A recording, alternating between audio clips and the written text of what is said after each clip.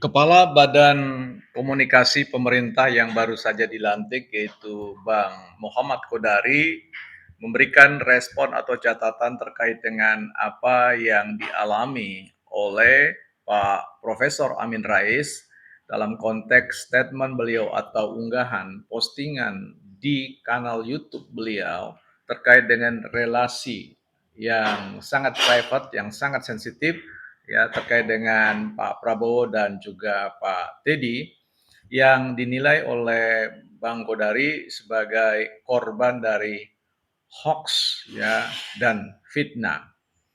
Nah, di titik ini saya sepertinya belum bisa sependapat dengan Bang Kodari terkait dengan persoalan itu. Karena saya punya keyakinan bahwa pemegang kendali terkait dengan proses penggunaan informasi itu ada pada manusia sebagai subjek. Manusia tidak ditempatkan sebagai objek, tetapi sebagai subjek. Karena itu, saya kira ya kita perlu harus menyampaikan pandangan-pandangan yang tentu lebih dari sekedar mau mengatakan bahwa Prof. Amin Rais korban dari hoax. Kita akan bahas soal ini di Bukan Partai Politik. Selamat datang teman-teman di channel Bukan Partai Politik, sebuah ruang publik sekolahnya publik, bukan sekolahnya partai. Tempat kita bersama-sama belajar untuk meninggikan kemampuan kita di dalam berargumentasi, bukan meninggikan suara, apalagi emosi. Don't raise our voice, emotion, but argument. Jangan tinggikan suara, emosi, tapi mari tinggikan argumentasi. Baik teman-teman, kita tonton terlebih dahulu statement dari abang kita, Bang Muhammad Kodari. Ya, selamat terlebih dahulu untuk penugasan baru dari Bapak Presiden ya kepada Bang Kodari sebagai Kepala Badan Komunikasi Pemerintah yang punya tugas ya mensosialisasikan, mempublish ya bahasa Gen Z-nya adalah memviralkan kinerja pemerintah. Dan saya kira ini ya Bang Kodari berada pada posisi yang tepat. Nah, tetapi di posisi ini kita coba sedikit mengkritisi ya apa yang Bang Kodari sampaikan yang menurut saya juga sebenarnya tidak salah-salah amat, tetapi menurut saya juga jangan sampai gagal dipahami oleh kita semua sebagai publik ya pengguna media sosial. Baik, kita dengarkan apa yang Bang Kodari sampaikan. Ya, setelah melihat video Pak Amin Rais itu, prihatinnya itu adalah Pak Amin Rais sebagai tokoh, sebagai akademisi, sebagai profesor doktor, telah menjadi korban dari hoax. Kenapa korban dari hoax? Karena dasar penilaian atau tudingan bahwa Mas Siskap Teddy adalah gay itu adalah sebuah akun yang di dalamnya berisi lagu berjudul Aku Bukan Teddy, yang dianggap oleh Pak Amin Rais bahwa yang menyanyi itu adalah Ibu Titi. Padahal kalau kita nonton video lagu Aku Bukan Teddy itu jelas bahwa satu yang nyanyi bukan Bu Titi, yang kedua gambar Bu Titi di situ adalah kompilasi atau kolase dari berbagai gambar yang sebetulnya tidak ada hubungan dengan lagu. Bahkan saya lihat di akun aslinya, ternyata di situ sudah dibilang disclaimer bahwa itu bukan asli, itu adalah kepentingan entertainment, ya walaupun mungkin punya motif politiknya. Jadi ini contoh dari bahaya hoax dalam medsos, bahaya dari AI, bagaimana seorang tokoh sepintar ya, sesenior seperti Pak Amin Rais itu bisa menjadi korban hoax. Jadi statement dari Pak Amin Rais tentang jadi itu adalah dasarnya hoax. Ya, tadi kita ambil pinjam dari akunnya Tirto ya. Baik, teman-teman kembali kita bahas soal ini ya, terkait dengan persoalan tanggapan atau respon dari abang kita ya Bang Muhammad Kodari yang memandang atau menganggap bahwa Profesor Amin Rais korban dari hoax dan fitnah yang dalam postingan Profesor Amin Rais ya mendasarkan pada beberapa sumber-sumber referensi yang dianggap sebagai ya disclaimer, bukan sebuah hal yang ditujukan dalam konteks untuk mengungkap fakta, tetapi bicara tentang just entertain ya dalam bahasa itu. Di titik ini saya tidak sependapat dengan Bang Kodari ya, yang terkait dengan mengatakan bahwa Profesor Amin Rais adalah korban dari hoax.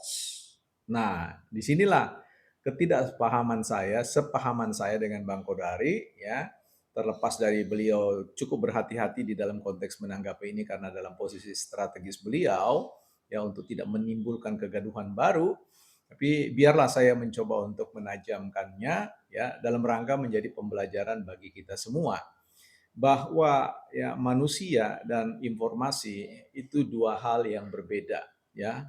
Informasi atau katakan yang dibangun berbasis pada data dan fakta itu adalah objek yang sifatnya tergeletak begitu saja ya, yang kemudian perlu mendapatkan perlakuan dari subjek atau komunikator ya, sang komunikator, yaitu dalam hal ini adalah Prof. Amin Rais. Jadi Prof. Amin Rais itu adalah pengendali informasi, pengendali data dan informasi yang ada. Ya, di luar sana banyak sekali ya, jangankan persoalan informasi-informasi yang bersebaran di ruang media sosial, berbagai bentuk website, ya akun-akun Instagram, TikTok, YouTube, Facebook dan yang lain-lain, ya itu harus betul-betul kita datangi, kita dekati dengan pendekatan yang sangat selektif dan penuh kehati-hatian tinggi.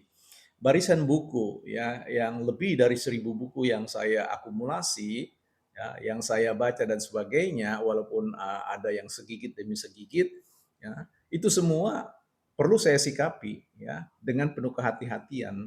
Ya, sekalipun itu diterbitkan dengan nomor ya, ISBN misalkan sebagai suatu garansi atau oleh penerbit mayor, itu tidak serta-merta bahwa informasi itu perlu ditelan mentah-mentah ya. Nah, jadi di sini menurut saya Prof. Amin Rais bukan korban dari hoax ya. Dia sadar benar sebagai seorang yang boleh dikatakan tumbuh besar dalam konteks kapasitas intelektual yang mencapai puncak tertinggi ya dari suatu perjalanan ya karir seorang intelektual dengan menjabat sebagai guru besar ya. Nah, di sini persoalannya, mengapa kan selalu selalu selalu saya menyampaikan how come, bagaimana orang bisa kemudian tergelincir dengan persoalan-persoalan yang menurut kita semuanya tidak masuk akal kalau kita timbang dari record atau track record ya jejak rekam dari perjalanan intelektual atau karir intelektual seorang Amin Rais yang kita tahu bukan kaleng-kaleng ya. Jadi orang yang dari dunia pendidikan mencapai puncak tertinggi dalam konteks karir organisasi keagamaan juga salah satu petinggi yang dihormati. Tapi kemudian ketika tampil di ruang media sosial yang merupakan katakanlah ruangnya Gen pasca X generation, itu kok kemudian bisa blunder, bisa tergelincir seperti itu ya. Seolah-olah tidak mencerminkan kebesaran ya, capaian atau sematan pada nama beliau. Nah, ada banyak teori yang bisa menjelaskan. Paling tidak ya, kita diingatkan terlebih dahulu dengan pepatah mengatakan little attitude big make difference ya.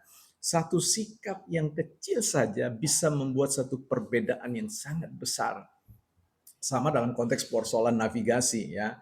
Ya, perubahan kemudi navigasi 1 derajat itu bisa membuat orang kemudian melenceng jauh dari tujuan dermaga yang ingin dilabuhinya. Ya, seperti itu. Nah, statement kita hanya membutuhkan satu kata saja itu bisa diproblematisasi, dipermasalahkan, ya bisa kemudian menjadi batu sandungan bagi kita dan bukan batu loncatan bagi kita atau bagi Prof. Amin Rais. Nah, jadi menurut saya di sini problemnya adalah pada kita tidak tahu teori yang lain yang ingin saya sampaikan, apakah selama hidup dari Prof. Amin Rais itu beliau mengedepankan atau memperkuat yang namanya otot-otot intelektual, tapi kemudian lemah dari sisi otot-otot spiritual ya. Menurut saya tidak automatically orang yang mengutip-utip kitab suci, orang yang menyampaikan bahasa-bahasa atau diksi-diksi keagamaan itu menunjukkan ya, menunjukkan pertumbuhan ya. otot-otot spiritual. Itu semua akan dilihat dari buahnya ya. Bagaimana dia bertutur, bagaimana dia mengendalikan emosinya, bagaimana ia kemudian menyampaikan pandangan pikirannya secara flowing dan kemudian tetap santun, tetap beradab sehingga poin-poin itu bisa diterima oleh halayak, oleh semua orang tanpa harus kemudian melahirkan kebencian. Kalau saya amati, saya analisis dalam hal ini, ya Prof kita ini ya korban dari ya motif, ya korban dari motif. Kalau dalam bahasa hukum itu kan ada yang disebut dengan mens rea, ya. Memang dengan sadar, aware terkait dengan tujuan yang ingin dicapai dalam proses pembuatan konten itu. Karena jejak rekam digital itu menunjukkan satu karakter yang sangat konsisten dalam rangka ya dibalut dengan suatu kritik yang driven by emotion, ya digerakkan, ya didorong, disetir oleh emosi itu. Itulah yang kemudian menurut saya dalam hal ini yang korban bukan Pak Prof Amin Rais, korbannya adalah Pak Teddy, korbannya adalah Pak Prabowo, korbannya adalah publik, ya. Kalau kita bicara tentang persoalan isu LGBT, ya persoalan apapun yang disandang oleh orang ya tentang status-status seksualitasnya ya menurut saya itu sesuatu yang sifatnya private business ya urusan-urusan pribadi personalitas yang tidak perlu kita kemudian hadirkan sebagai suatu konten seolah-olah kita tidak punya sudut pandang yang lain ya terkait dengan segala sesuatu yang ingin kita sampaikan kritik kita kepada pemerintah ada banyak sekali hal-hal yang bisa kita berikan catatan kritik terkait dengan persoalan kinerja pemerintah. Termasuk misalkan ya nantinya saya akan buat di channel yang berbeda yaitu bukan ahli filsafat di mana bukan ahli filsafat itu mengabdi kepada kebenaran itu sendiri, dia akan bisa mengkritik siapapun di situ termasuk mengkritik hostnya sendiri atau saya sendiri secara personal ya.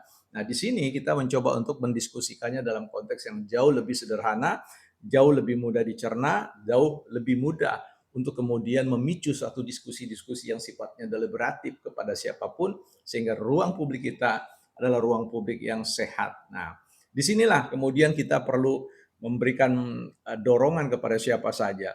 Kalau misalkan kita cermati ya, para kritikus-kritikus, para pengamat-pengamat politik, pengamat-pengamat ekonomi, kalau kemudian dalam diskursus atau dalam wacana yang dikembangkan di dalam ruang-ruang media itu tidak menunjukkan misalkan bagaimana mengapresiasi hal-hal yang positif ya tapi semuanya penuh dengan hal-hal yang negatif atau bahkan prasangka negatif karena ada pepatah yang mengatakan setiap orang itu benar menurut anggapannya sendiri ya dikelabui ya kalau misalkan dalam konteks isu fallacy, isu echo chamber ya itu semua menjadi sebuah hal ya yang merupakan gap-gapnya atau katakanlah lubang-lubangnya, celah-celahnya dalam konteks proses kita membangun narasi. Nah, di sini Bang Kodari, ya saya kira saya ingin menajamkan apa yang mungkin agak sulit Bang Kodari sebut, yaitu Prof. Amin Rais bukan korban dari hoax, tapi beliau korban dari pilihan sadar.